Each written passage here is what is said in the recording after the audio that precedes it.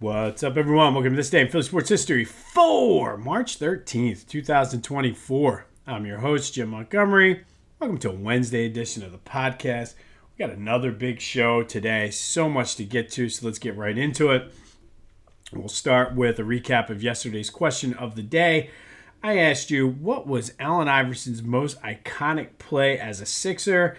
And not surprisingly, 86% of you said it was the step over on Tyronn Lue. The other 14% thought it was the crossover on Jordan, which was yesterday's this day. Hard to argue with the step over. To me, it's one of the most iconic plays in Philly sports history. And that whole 2001 playoff run into the finals was just one of the best times I've ever had. I mean, and I'll put that up there, even though they lost with the '08 World Series as well as the Super Bowl, just because the way everyone came together, and it just was that game one specifically is one of my all-time favorite memories. Like, I put the Tyronn Lue step over, maybe it's definitely top five. It might be my top three behind, obviously, the Philly special. Not really any significant plays that I would put from the Phillies '08 run. Maybe Bryce's homer in the NLCS. Maybe 4th and 26, but I mean it's right up there. And just there are people who are listening to this podcast right now who I probably 23 years later still owe a section of drywall and a patch repair to. So send me your Venmo and I'll take care of that. Not because I was mad, but I was so pumped up. And I was like, and I got a little too aggressive with my fist pumps. And I fist pumped right through the wall. But I know you're listening. So if you want, send me your Venmo and I'll shoot that over to you. Minus inflation. We're not going to go 23 years worth of inflation there. But again, hard to argue. One of the greatest, most iconic plays in Philly sports history. We were living large. We were on top of the world when that shot went in. And, I mean, they make T-shirts out of it. So I'm sure Philly Goat, I have not actually looked through I'm sure there's a Philly Goat shirt of the Tyronn Lue step over. But as always, thank you for participating in the question of the day. There'll be another one later in the show. 267-495-8531. Get you in on the voice and text line. Get your voice heard. All right, it's time for the Bubble Watch. I really got to work on that sound there. But the Temple women's bubble has burst. They lost 60-57 yesterday to Rice. Hard-fought game and hard to be upset because this run sort of was unexpected and probably came a little bit earlier than what they had anticipated, but Coach Richardson has done a phenomenal job since she got there. This is the most wins the Temple women have had in a season since the 16-17 season. And the future is bright, and they likely will not be in the big dance getting a at-large bid there, but they likely will be in the women's NIT, and it can be used as a good learning experience, good jump-off point for the future. But congrats to the Temple women on a great season. Unfortunately, it just was not enough. But again, it came out of nowhere, and Coach Richardson has done a phenomenal job since her time there. And I shouldn't say out of nowhere. That's discrediting what the girls did and what the coach has done. I just think if you thought, like, realistically, probably next year would have been the year to take, because I think they only won 11 games last year. So to make that jump to 20 this year is one heck of a jump. The Nova men have some work to do starting tonight. They're currently solidly on the first four outline, according to Joey Brackets. They take on DePaul, and I still think they got to win 2 games. Like, obviously, they lose tonight, they're done. But I think they got to win tonight and then beat Marquette in order to be considered. Obviously, they can do it, so it's not out of the realm of possibility. But they do have their work cut out for them, and they need to be focused tonight because a team like DePaul, you saw it yesterday. I was watching some games. West Virginia has been horrible all season, and all of a sudden they decided they were going to give Cincinnati a game, and some questionable calls by the refs were like, or West Virginia would have pulled off that upset. So Nova needs to be on notice tonight against DePaul. That's at 9 o'clock. Again, well past my bedtime, so we'll be checking the replays in the morning. All right, lots and lots of Eagles news to get to, and I don't even know where to start. I guess we'll start with C.J. Gardner-Johnson is coming back, three-year deal worth up to $33 million. I absolutely love this. This is the guy I wanted them to get the entire time. Yes, Saquon is an added bonus, but my number one free agent target that I wanted them to get with C.J. Gardner-Johnson, they just missed so much with him not there. Obviously, just the play on the field, we saw what happened and the versatility. He might make James Bradbury look better. Who knows? I mean, he certainly did it last year. But he can play a couple different positions. So the versatility brings that swagger back into the locker room. I think that was missing, especially on the defense. They didn't really have that guy. And if you think about even the 17 run to a certain extent, like you had Jalen Mills was that guy. So C.J. Gardner-Johnson brings that swag back to the locker room. And honestly, I think just the leadership that, and I know it's funny because he kind of went out on bad terms, but like you need that confidence. And like I think he's going to lead by example, not so much like be the rah-rah guy, but just going out there and the confidence of like, you're not going to beat us. And you saw at the end of last year, like the Eagles did not have that. So I welcome this. I'm so glad he's back. I know he had some bad things to say out the door. Some fans had some things to say to him on the way out the door. I know when he got hurt last year, I even said it myself, karma's a bitch. But CJ, glad to have you back. Let's go back and try to win this Super Bowl. A couple other moves that kind of flew under the radar because of CJ Gardner-Johnson. Matt Hennessy, he's a Temple guy. Sat out last year because he was hurt, but definitely adds some depth to the offensive line. Kind of one of those no risk or low risk, high reward kind of signings. Local ties, but again, add some depth because he can play a couple different positions. So that's what they need at this point. I think the starting line is set. They just need to make sure they have those guys that they can plug in and step in. And I look for them to probably draft a guy or two, just basically like they always do, and send them to Stoutland University. They extended Braden Mann and Rick Lovato, taking care of the special teams, which was a huge, probably late in the season too. Probably the one of the high points of the team was the special teams, and it came out of nowhere. It was kind of one of the things that cost them the year before somewhat. Definitely much improved, so I like that. And then this one is going under the, talk about a no-risk, high-reward. Devontae Parker signed, likely to take over that. I don't know if he's going to be the third guy or whether he'll fill the Julio Jones role. But it's only $1.2 million, and the Patriots are picking up the rest of his salary. So, I mean, for basically nothing, they brought in Devontae Parker, who could possibly take that red zone role that Julio Jones had. I still don't think he's likely going to be the third guy. I still think they're going to draft a guy or pick up somebody else. Whether it's Zacchaeus coming back, I don't know, but I don't hate this at all. Tons of potential, just never could stay healthy enough to get anything done. Definitely worth it to me for $1.2 million.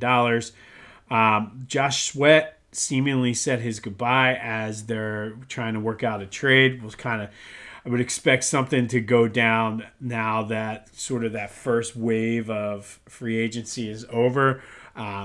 Probably something to go down, and we'll have more clarity on him and Hassan Reddick's situation. For me, the next big move I want to see is extending Devontae. If you can get Devontae, AJ, Jalen, and Saquon locked in for the next 3 years, I think that really solidifies and takes one worry from the team. Like, that means the offense is kind of set. I know that I said it before, but even more so now, this is really putting the spotlight on Jalen, and he needs to snap out of whatever funk he was in last year. But that's the move I want to see next. I want to see Devontae get extended. That to me, before we do anything else, and I haven't checked the cap space or whatever to see where they are, but to me, that's imperative to get him locked up. And then you have your two receivers, your running back, your quarterback locked up for the next 3 years. That can't ask for more than that. And again, the Saquon, and I just want to touch on this one more time because I still see a lot of people hating on this. And I mean, you got to look at how shitty that Giants defensive or offensive line was with the injuries and things like that. You put Saquon behind this line with those weapons, I think you're going to see that he's going to be rejuvenated, and he's not going to have to be relied on as the guy. I mean, last year he was relied on as the running back and the receiver because the Giants are just terrible. It was nice to see him get a nice shout out from Barry Sanders too about doing things, but people say it was a panic move. I don't think this is a panic move. I think this is Howie seeing an opportunity and saying, "Screw it, let's go for a Super Bowl.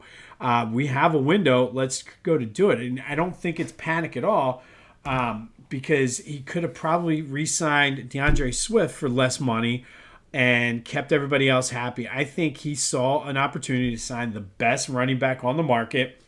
We have a window, and to say it's a panic move, I don't see that at all. I mean, I really don't. It was a need. You went out and got the best guy on the market.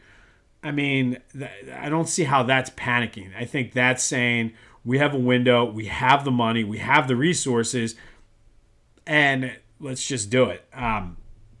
So that's just kind of my thoughts on that. And finally, I missed this the other day, but it's funny that Dak Prescott's brother is kind of ripping the Cowboys. And the Cowboys, I'm not sure what they're doing right now. You hate to see it.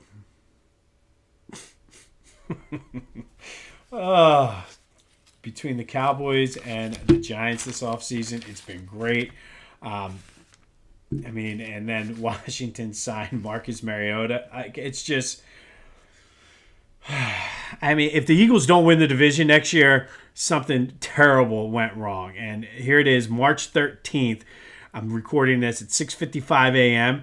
Mark my words, if the Eagles don't win the division, something went wrong. All right, but that does lead us to today's question of the day. Today is the day where the free agents can officially sign. So after the legal tampering period, what grade would you give Howie on his moves thus far? Let me know. For me, it's a solid B+. It would be an A if they extend Devontae. But until that happens, I cannot give it an A because basically for me, the question marks with Bryce Hupp, I just don't know. I mean, I think he has a plan, but that is keeping it from an A. However, if you extend Devontae, I'll give you an A. But let me know, 267-495-8531, what grade will you give Howie now that the legal tampering period is over, which is ridiculous in and of itself, but whatever. All right, Sixers. Oh, man. What another stinker, 106-79. By the time I got settled to turn it on, it was basically over.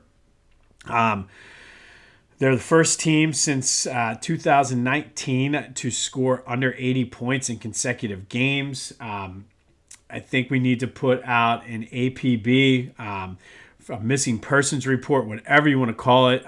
Where is Tobias Harris? What happened to him? Where is he? Can we find him? Because he's certainly not playing on the Sixers. I think he had the one good game in the past 6 weeks. So please, somebody help me find Tobias Harris, because the Sixers are free falling, worse than Tom Petty right now, and we need him.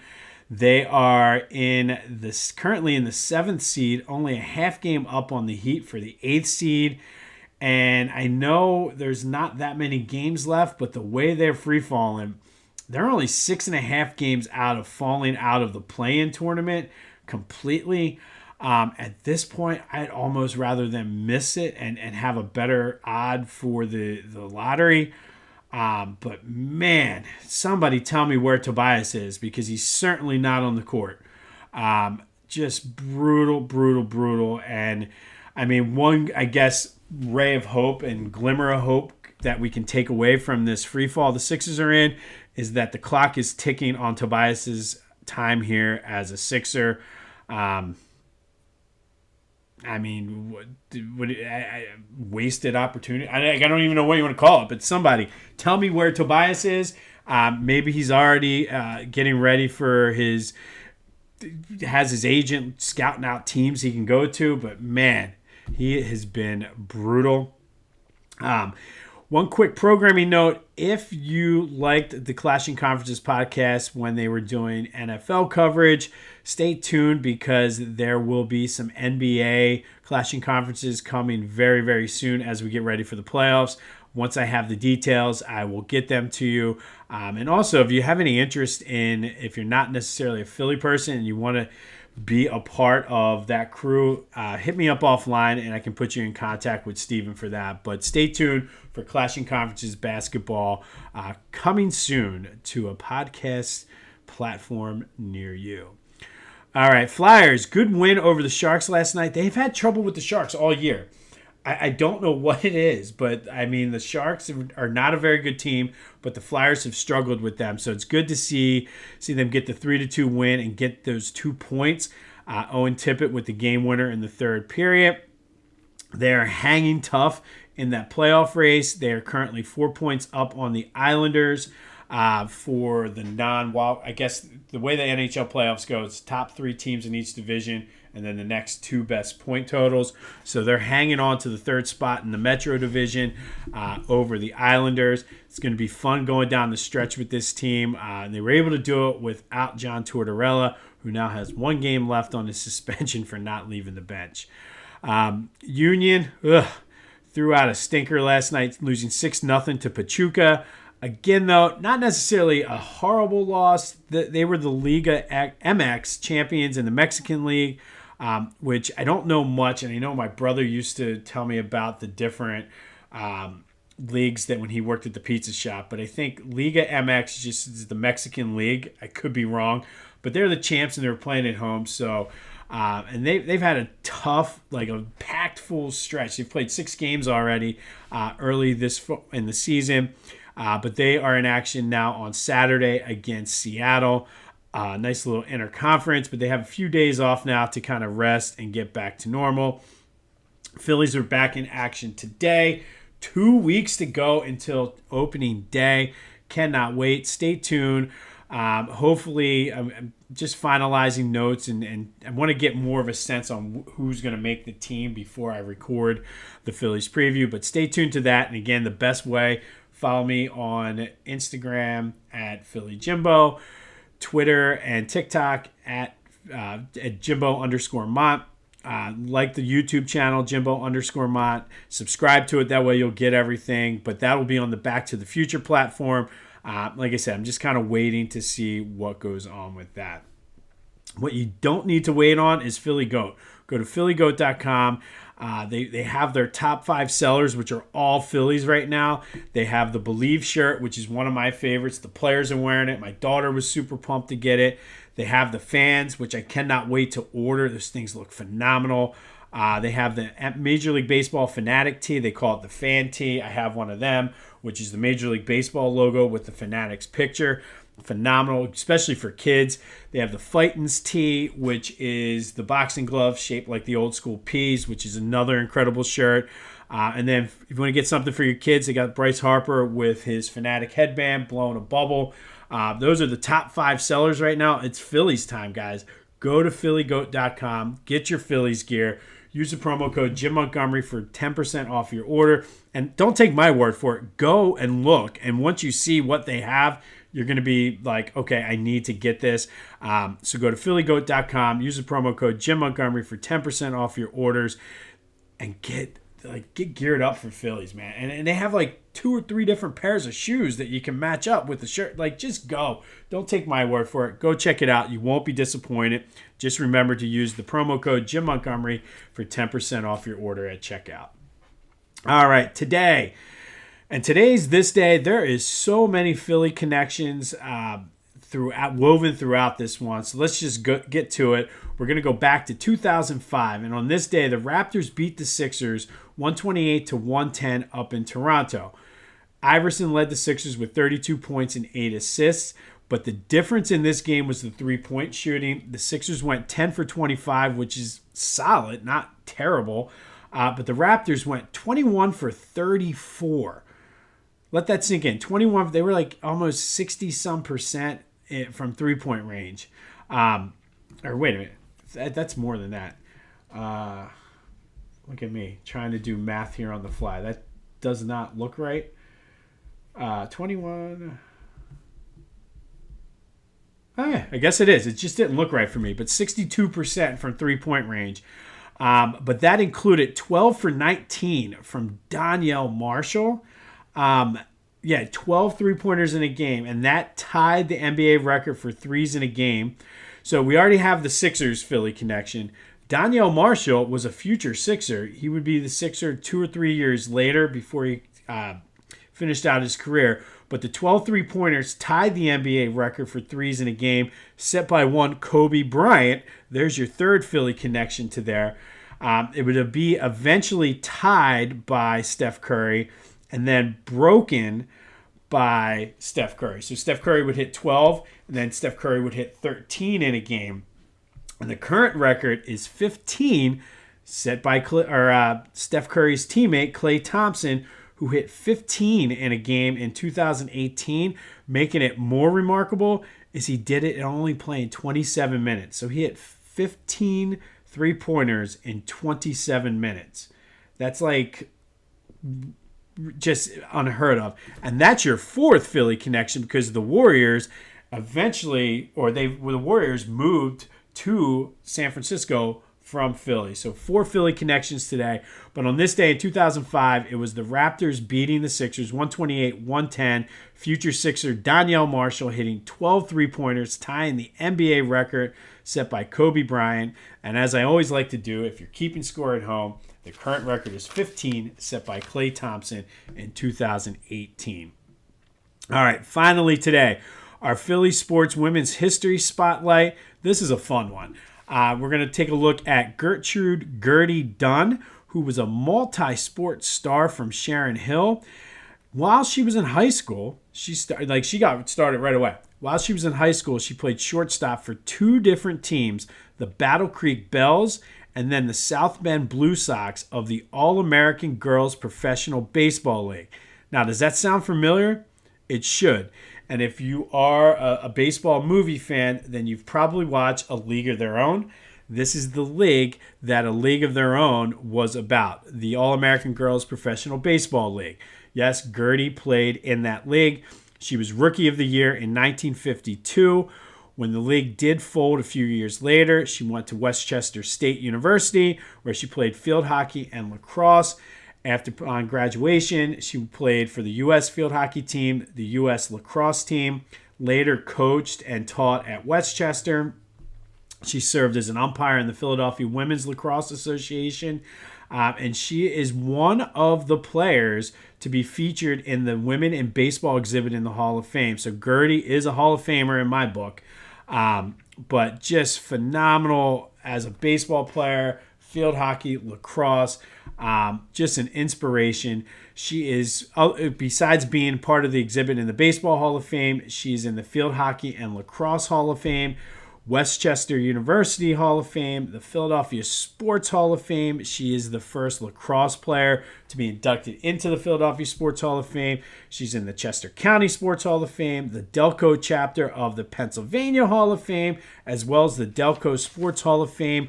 Gertie was one of the best to ever do it, one of the greatest female athletes, not only from our area, but probably anywhere. And we've had a lot that we've talked about so far this month. We're roughly about halfway through. and it's just phenomenal. But Gertie Dunn, who played for the All-American Girls Professional Baseball League, the same league that was featured in the movie, A League of Their Own, and then she went on to have one hell of a field hockey and lacrosse career as well. So shout out to you, Gertie, our Philly sports women's history spotlight of the day. One of the greatest to ever do it. On this day back in 2000, 5, the Sixers lost to the Raptors, but Donyell Marshall hit 12 three-pointers against the Sixers, tying the NBA record set by Kobe Bryant, who also has a Philadelphia tie. Please tell me if you see Tobias Harris. Tell him we're looking for him. Tell him we need him badly before this thing spirals any more out of control. Although I think he's checked out, long gone. But there's your assassin scorer, as his dad would like to say, going MIA for the past 6 weeks for the most part. But what does Howie have up his sleeve? Is there an extension in line for Devontae? Be sure to let me know what grade you give Howie for the legal tampering period of free agency. I give him a B+, strictly because I want to see Devontae get extended. But let me know your thoughts and just your thoughts in general on what the Eagles have done in free agency. Do you not like the Saquon Barkley? Do you not want CJ Gardner-Johnson back? Let me know all that. 267-495-8531. Get you in. Villanova, do not get your bubble burst tonight. All right, this has been This Day in Philly Sports History. It's going to be 70 degrees today. Go out and do something. Hopefully you're listening to me while you're on a walk or a run or a bike ride or something. But go enjoy your Wednesday. I'm Jim Montgomery, and until next time, I'll see you when I see you.